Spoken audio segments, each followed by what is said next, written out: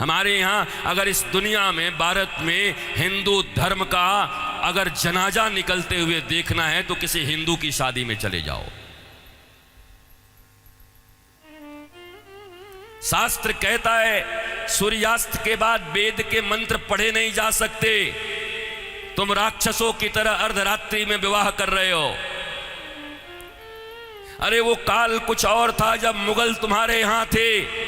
रात के अंधेरे में बहू बेटियों को उठाकर ले जाते थे, दिन के उजाले में ले जाते थे, तो रात में छुप छुप करके अंधेरे में विवाह कर दिया करते थे। अब कौन मुगल और कौन अंग्रेज तुम्हारे पीछे पड़ा है? क्यों नहीं तुम सूर्यास्त के पहले विवाह करते हो, अभिजित मुहूर्त में करते हो? वेद तो वही कहता है।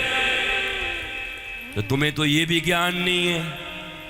हिंदू धर्म का डंका लेके घूमते चल रहे हो, डंका पीट रहे हो हिंदू धर्म का। तुम्हारे विवाह में देवताओं का कितना अपमान होता है। अरे विवाह में दो प्रकार के कार्ड बनाओ।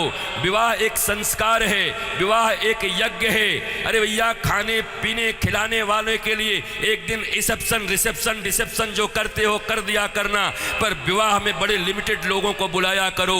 अपने अपने परिवार, वो भी जो सनातन संस्कृति को मानते हैं, पवित्र रहते हैं। विवाह संस्कार में देवता आते हैं तुम्हारे द्वारा किए गए यज्ञ के भाग को लेने के लिए। अरे नाक पोंछते हुए, कान खुजाते हुए, पता नहीं क्या क्या करते हुए अगर तुम किसी को भोजन दो तो तुम्हारा बच्चा भोजन नहीं करता। ऐसे ऐसे आंख करके बच्चे को दो। शी मम्मी कितनी गंदी हो तुम। और देवता आते हैं तुम्हारे बेटे और बेटियों के विवाह में। वो एक यज्ञ होता है। कोई शराब पी के खड़ा होता है, कोई गांजा पी के खड़ा होता है, कोई गुटके खाए रहता है, चमड़े के बेल्ट पहने रहते हैं, जूते पहने रहते हैं। 3 घंटे तक दूल्हा उपवास नहीं रह सकता। कोई फूफा बन के पेप्सी ढकेल देता है, कोई जीजा बन के कोक ढकेल देता है। अरे आज 3 घंटे जो अपने सिया को, अपनी जानकी को पाने के लिए उपवास तक नहीं कर सकता, वो क्या पालेगा अपनी पत्नी को, धर्म पत्नी को? ये कोई विवाह है? ये कोई सनातन संस्कृति है? और इसी को तुम विवाह कहते हो। विवाह यज्ञ है, यज्ञ है। इसलिए हमारे यहां तलाक और डिवोर्स का कोई सिस्टम नहीं है। उनके यहां विवाह एक एग्रीमेंट है, आज हुआ है कल तोड़ देंगे।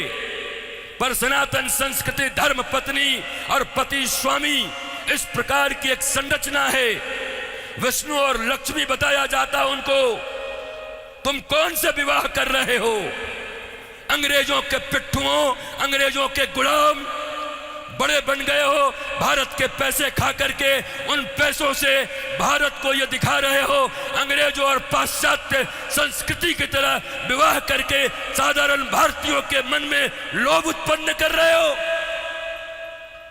और ये समाज के अग्रणी लोग बने हुए हैं, ये समाज के श्रेष्ठ लोग बने हुए हैं, ये समाज को दिशा दिखा रहे हैं, ये समाज को भोंडा प्रदर्शन कर रहे हैं, अपने धन का लोगों को दिखा रहे हैं।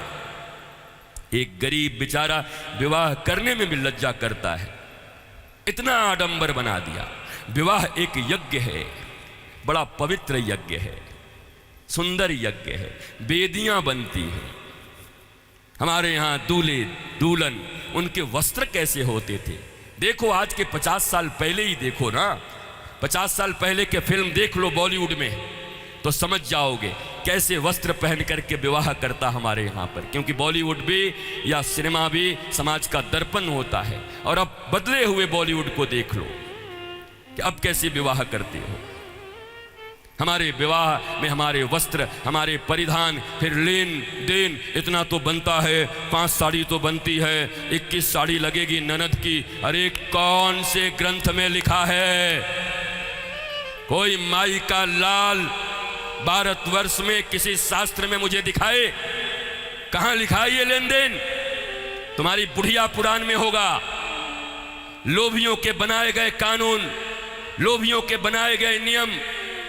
अरे जरा सोचो, एक बच्ची, एक बेटी अपना नाम, अपना गोत्र छोड़कर आती, अपना टाइटल छोड़ करके आती, अपने घर परिवार, माता पिता, भाई बहन, सखी सहेली छोड़कर आती और तुम्हारे वंश को बढ़ाने के लिए तुम्हारे घर में आती है, उसको भी टीवी, फ्रिज और कार के लिए मिट्टी, तेल और पेट्रोल से जला देते हो। तुम्हें शर्म नहीं आती?